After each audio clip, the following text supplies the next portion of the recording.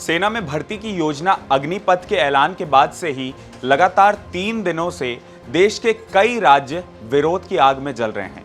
UP, Bihar, MP, Rajasthan समेत 7 राज्यों में प्रदर्शन हो रहे हैं। हरियाणा के रोहतक में सेना की भर्ती की तैयारी कर रहे एक युवक ने तो सुसाइड तक कर लिया। विरोध के बीच सरकार ने गुरुवार देर रात अग्निपथ स्कीम की एज लिमिट पहले साल के लिए 21 साल से बढ़ाकर 23 साल कर दी है। लेकिन सवाल सिर्फ एज लिमिट का नहीं है। तो इस अग्निपथ योजना की वो कौन सी बातें हैं जिसे लेकर नौजवान सरकार से खफा हैं और नाराज चल रहे हैं और लगातार विरोध प्रदर्शन कर रहे हैं। आज हम उन्हीं के बारे में बात करेंगे और सरकार द्वारा जारी की गई मिथ्स वर्सेस फैक्ट्स की जानकारी पर भी गौर करेंगे। इसके अलावा हम ये भी समझने की कोशिश करेंगे कि एक रेगुलर सैनिक और एक अग्निवीर के बीच में वो कौन से डिफरेंसेस होंगे जिसे लेकर नौजवान खफा चल रहे हैं। इसके अलावा हम उन डिफरेंसेस के बारे में भी बात करेंगे जो एक रेगुलर सैनिक को एक अग्निवीर से अलग बनाएंगे। तो चलिए शुरू करते हैं आज की ये चर्चा।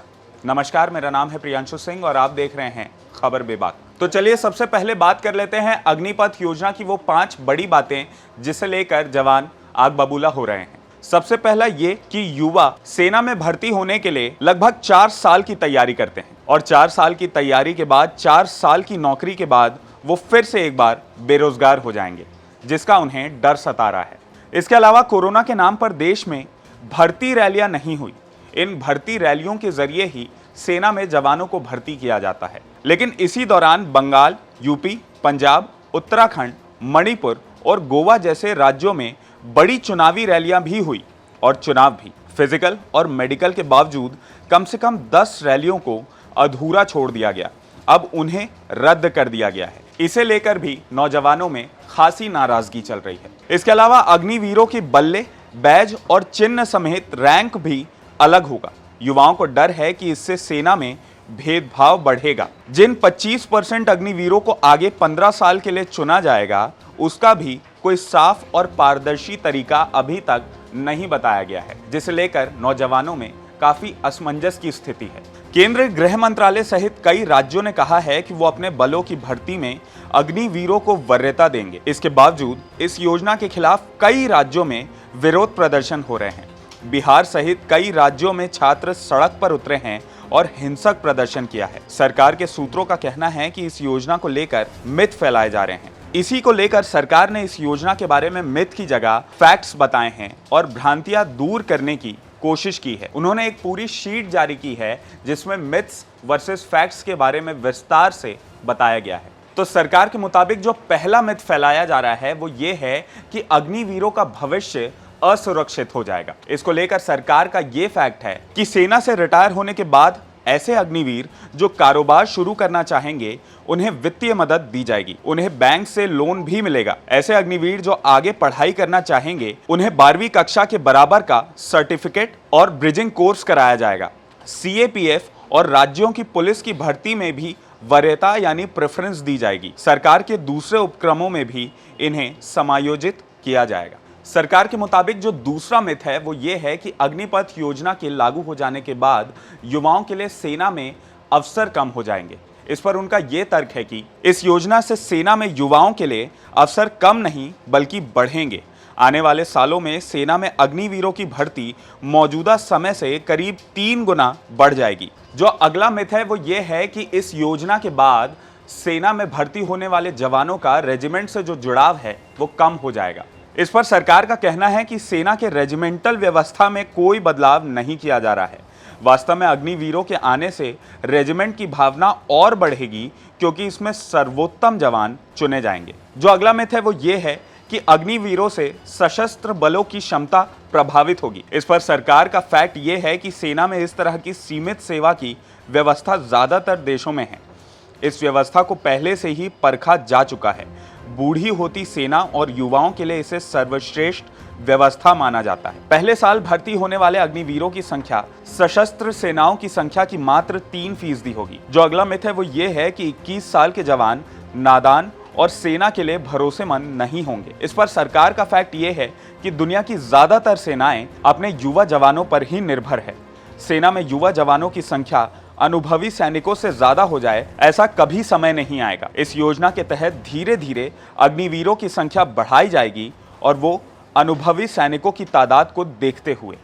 सरकार के मुताबिक जो एक और मिथ फैलाया जा रहा है वो ये है कि अग्निवीर समाज के लिए काफी हानिकारक साबित हो सकते हैं, यानी वो आतंकवादी भी बन सकते हैं, वो भी सेना द्वारा ट्रेनिंग लेकर। इस पर सरकार ने अपने फैक्ट्स बताए हैं। सरकार का कहना है कि ऐसी सोच भारतीय सेना के मूल्यों और परंपरा के खिलाफ है। एक बार सेना की वर्दी पहन चुके युवा हमेशा देश और समाज के प्रति वफादार रहेंगे। सशस्त्र सेनाओं से हर साल हजारों लोग रिटायर होते हैं। उनके पास कौशल होता है, वो देश विरोधी गतिविधियों में शामिल हुए हों, ऐसा एक भी मामला नहीं आया है। सरकार द्वारा जिस आखिरी मिथ के बारे में चर्चा की गई है वो ये है कि इस योजना को लागू करते समय या इसके बारे में ऐलान करते समय सेना के पूर्व रिटायर्ड अफसरों से चर्चा नहीं की गई थी। इस पर सरकार ने अपना तर्क दिया है। सरकार ने कहा कि बीते 2 सालों में सशस्त्र सेनाओं में सेवारत अधिकारियों से इस योजना पर व्यापक विचार और विमर्श हुआ है। इस योजना का प्रस्ताव डिपार्टमेंट ऑफ मिलिट्री ऑफिसर्स के अधिकारियों द्वारा ही तैयार किया गया है। इस विभाग को सरकार ने ही बनाया है। सशस्त्र बलों के पूर्व अधिकारियों ने इस योजना के लाभों को स्वीकार किया और इसका स्वागत किया है। अब इन सब के बीच सबसे बड़ा कंफ्यूजन ये है कि वो कौन से डिफरेंसेस हैं जो एक रेगुलर सैनिक को एक अग्निवीर से अलग बनाने वाले हैं। यानी वो कौन से डिफरेंसेस आने वाले हैं एक रेगुलर सैनिक में और उनको जो एमिनिटीज़ मिलती है और एक अग्निवीर को वो कौन सी एमिनिटीज़ मिलेंगी। क्या वो रेगुलर सैनिक से कम होंगी या ज़्यादा होंगी? तो आज हम उन 10 डिफरेंसेस के बारे में आपको बताएंगे। सबसे पहले बात कर लेते हैं एक रेगुलर सैनिक और एक अग्निवीर की सैलरी के बारे में। एक रेगुलर सैनिक की टोटल मंथली सैलरी 25,000 रुपए और इन हैंड सैलरी 21,700 रुपए होती है। वहीं अग्निवीर की जो पहले साल की टोटल मंथली सैलरी होगी वो 30,000 रुपए होगी और इन हैंड सैलरी 21,000 रुपए होगी। तो इसके मुताबिक एक रेगुलर सैनिक के मुकाबले एक अग्निवीर को पहले महीने में 5,000 रुपए ज्यादा मिलेंगे। तो वहीं जो इन हैंड सैलरी होगी वो एक रेगुलर सैनिक को 700 रुपए ज्यादा मिलते हैं। अब जो एक अग्निवीर की चौथे साल की मंथली सैलरी होगी वो 40,000 रुपए होगी और इन हैंड सैलरी 28,000 रुपए होगी। अब क्योंकि एक रेगुलर सैनिक का कार्यकाल एक अग्निवीर से ज्यादा लंबा होता है तो उनके चौथे साल की सैलरी को हम एस्टिमेट नहीं कर सकते। अब एक रेगुलर सैनिक और अग्निवीर के नौकरी के समय में क्या फर्क है, चलिए जान लेते हैं। एक रेगुलर सैनिक के नौकरी का समय 19 साल है, तो वहीं अग्निवीर का जो नौकरी का समय होगा वो सिर्फ 4 साल का होगा। इस दौरान जो ट्रेनिंग दी जाएगी उसमें एक रेगुलर सैनिक को 11 महीने की ट्रेनिंग मिलती है, तो वहीं एक अग्निवीर को अब सिर्फ 6 महीने की ट्रेनिंग दी जाएगी। बात कर लेते हैं इस योजना के सबसे बड़े मुद्दे की, यानी पेंशन की। तो एक रेगुलर सैनिक को आजीवन पेंशन दी जाती है, तो वहीं एक अग्निवीर को कोई पेंशन नहीं दी जाएगी। रेगुलर सैनिक का इंश्योरेंस 20 लाख रुपए का होता है, तो वहीं एक अग्निवीर का जो इंश्योरेंस होगा वो 48 लाख रुपए का होगा। तो वहीं शहीद होने पर रेगुलर सैनिक को जो मिलने वाला पैसा होता है वो रैंक के हिसाब से लगभग 25 से 45 लाख रुपए होता है। वहीं अग्निवीर को 44 लाख रुपए, इसके अलावा बची नौकरी का पैसा और सेवा निधि के 11.71 लाख रुपए भी मिलेंगे। बात कर लेते हैं छुट्टियों की, तो एक रेगुलर सैनिक को साल में 90 छुट्टियां मिलती है। वहीं एक अग्निवीर को कितनी छुट्टियां मिलेंगी यह अभी सरकार द्वारा स्पष्ट नहीं किया गया है। एक रेगुलर सैनिक को आर्मी कैंटीन की जो सुविधाएं होती है वो आजीवन मिलती हैं, तो वहीं एक अग्निवीर को आर्मी कैंटीन की जो सुविधा होगी वो सिर्फ और सिर्फ उनकी नौकरी के पीरियड तक के लिए ही मिलेगी।